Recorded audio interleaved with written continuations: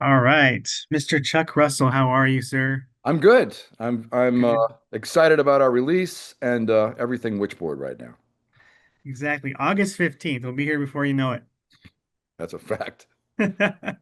Well, it's truly an honor to be speaking with you. The Scorpion King Eraser, The Mask, The Blob, and of course, The Nightmare on Elm Street Part 3. You've done a lot, and you've really made an impact on a lot of our lives. And I want to thank you because this is definitely a treat. I knew they're going to be redoing Witchboard in some way. I just found out recently you're going to be involved. Before I found that out, I was very nervous. And then Okay. when I heard you were attached to it, I'm like, okay, we're going to be safe. This was great. New Orleans for the backdrop was perfect. The prologue, I think it was 1693, France was great. That makes a good prequel. So, my first question is, are you going to explore the Witchboard universe, or is this it for you? Well, the audiences will decide. I'm Okay. not a person who announces um, sequels, but there is a Witchboard universe. There was three original films. It's one of the reasons I wanted to do this film, in particular because I've been wanting to do a film about pendulum boards that I've Yeah. researched previously, and I thought, well, they are the actual predecessor to Ouija boards. The French Pope outlawed pendulum boards in the 1700s, and they were burning women as witches that had them. Thus, uh, that was ended more or less, and Ouija boards evolved from pendulum boards. So it sounds really technical, but I like using real history and kind Hmm. of blowing it up. And I thought all this applied very organically to the story. Now, so my next question for you is how much was this fictional and how much was it based on history? So we got to talk about the board. Much different approach, like you said, the pendulum board. Um, and the right approach, I think. Going back to the Parker Brothers, the Hasbro board, you know, I it just it was I think it was we were due for the reimagining. And was that board based on the past, or was that something that you envisioned yourself when creating it? I brought it in. I mean, look, I was offered the property. Yeah, And I thought, well, you're very late. You know, the original Witchboard films started the whole Ouija board thing. yeah, I felt it had been played out, but I then I realized it was sort of the synchronicity of something I'd always wanted to do. I was amazed I hadn't seen pendulum boards used in the horror yeah, films as a central prop, and I love one-off magical props, just like I did in The Mask. So this our pendulum yeah. board has a very, very dark history, and I used all real not even legendary, they're historical facts about witches and pendulum boards that we took, of course, to the nth degree in our film. But the craziest uh, history elements that Jamie Campbell Bower's character is familiar with in the story, those are true.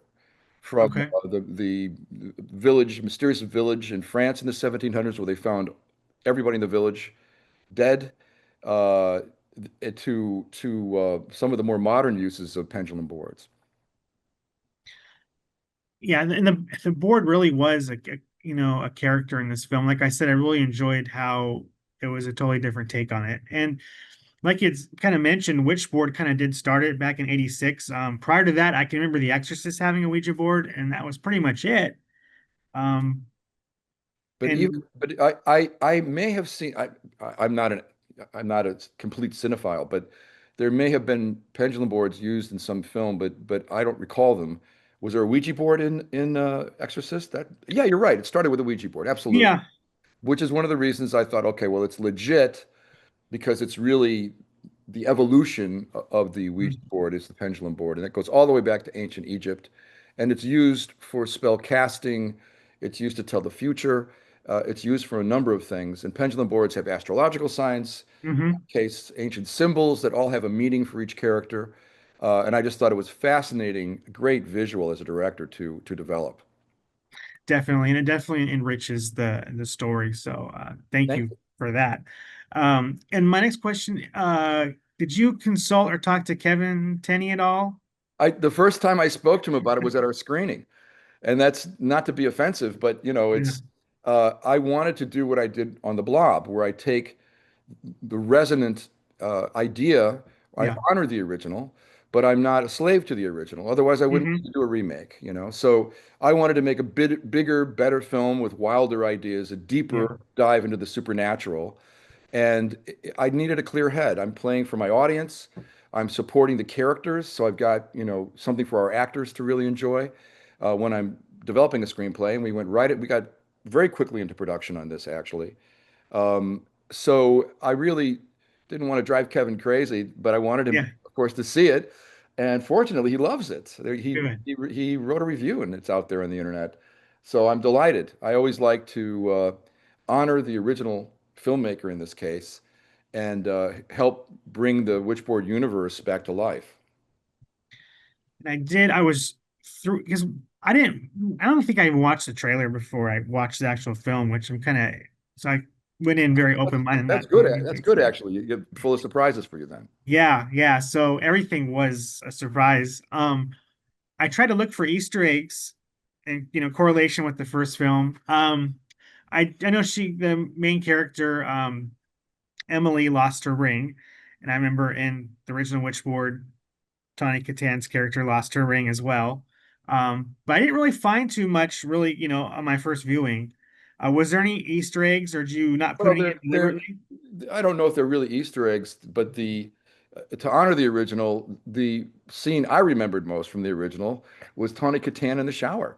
Yeah, So yeah, certain people have seen the film and they said, "Are you doing an homage to Hitchcock?" I go, "Well, you haven't seen the original Witchboard because yeah, the shower scene was Tony was a very big MTV star at the time. God bless her, mhm, and yeah, um, and that's what I got out of it as a young man. And the original, there's a love triangle. We flipped it, so yeah. it's two girls and a guy, and we honored the friend group vibe, which I wanted to revisit ever since Elm Street 3. I had a very good time showing the bond of young people just moving on from school out into the world. So I love that period where you don't know what's next. In this case, it's a group of friends who've just finished college and are trying to open up a small restaurant in New Yeah. Orleans. Turns out to be a very bad idea. Um, but the potential was there, and I felt it was true to the original. Kevin felt, we had done it.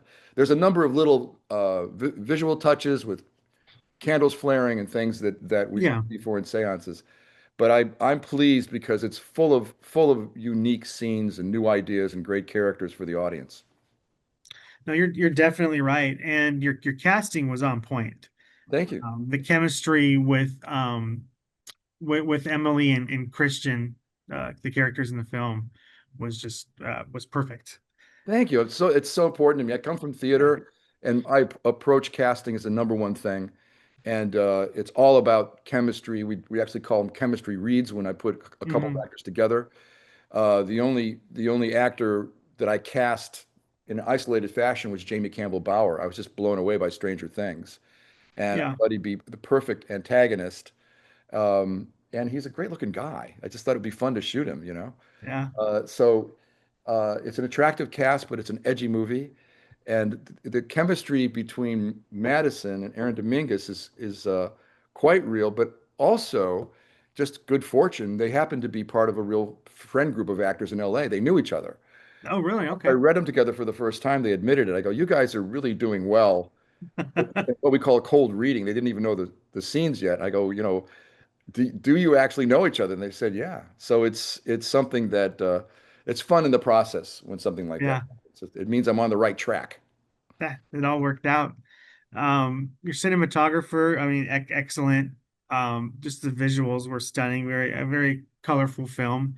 I felt that I was watching a high quality studio film watching it. Trust me, I really that's my goal. Yeah. I'm out there to really give the audiences a ride and to make sure the quality's right up there with my other work.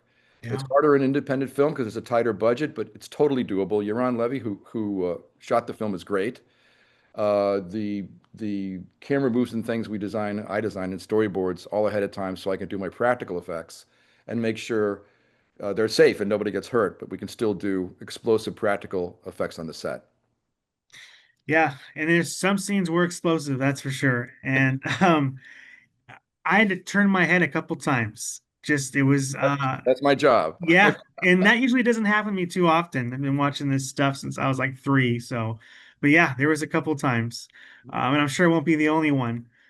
Um, so You know, I what's think that has something to do with the scale of things we did on set here. I built that whole bedroom set 8 feet in the air, which is tough on the crew because you got to remember not to walk off the bedroom set. yeah, Have safety lines.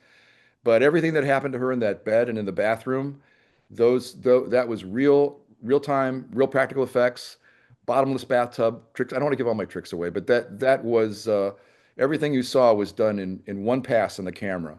wow, Not even optical tricks, really. And then I cleaned it up. I used a little CGI to clean it up, to be honest. yeah. Get rid of the wires and the mistakes. But Madison Eisman is a super brave young actress. And she was game. She said, Chuck, bring it on. You need another take? Fine, Chuck, no problem. That's awesome. Yeah, I did forget about that till you brought it up with the bathtub. Yeah, I kind of got the Again, I think fear is a herd instinct. And I can get a performance on a green screen set, but our cast knew something's going to happen. Now they know because I'm very safety conscious. They know yeah, it's intellectually they know it's going to be safe, but emotionally, when they're walking through a set, there's a tension that happens that is quite, in my opinion, quite magical. If they're scared, it's going to help it be a scary scene. And physical effects are naturally more explosive. Even the best CGI, I find myself looking at it going, "Oh, that's really a good design." As I'm watching CGI, you know. yeah. But practical effects are like, "Oh my God, is she hurt?" I mean, there's something else that happens to us emotionally. So if I'm doing full-on horror, uh, that's what I prefer. And what's next for you? You got I put it all on the table right here, and it so happens because I truly produced and directed it. It's been a busy time.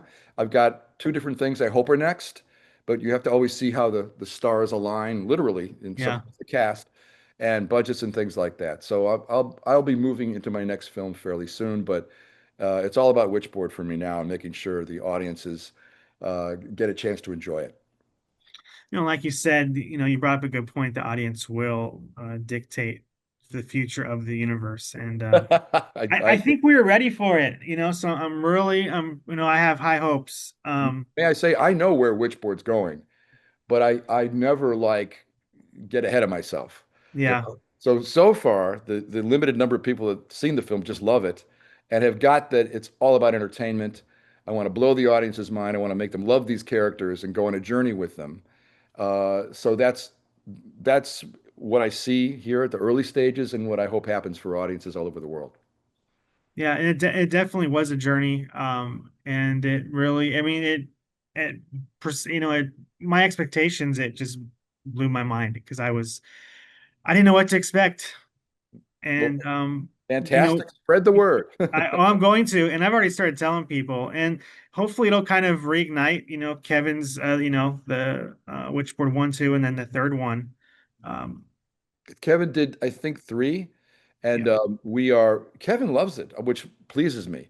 I want to honor the original, and if the director of the original likes it this much, then and honestly, I thank him. He really made me feel great about it. well, thank you again. It was a pleasure speaking with you. All the best, and hopefully Witchboard blows up and we see more of it. I'm content that I put it all on the table for the audiences. We'll see how they respond. Yeah. And do you are you gonna keep doing films? Well, Do you have any plan on stopping, retiring, or anything? Or you keep gonna keep going? I don't know how. Yeah, I'm always developing something. yeah, So as long as I'm um, pleasing the fans, elevating the cast. I always want to, if they're a star, I want to take them further.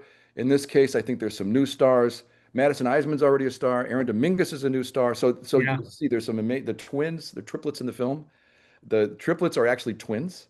I made a third one. Oh, okay. So I believe you're seeing some new stars in this film. But yeah, no, I'm going to carry on. I'm going to carry on. Well, thank you for that, and I know the fans are going to appreciate it. Okay, be well. All right, you too. Thank you so much. Thank you. Take care.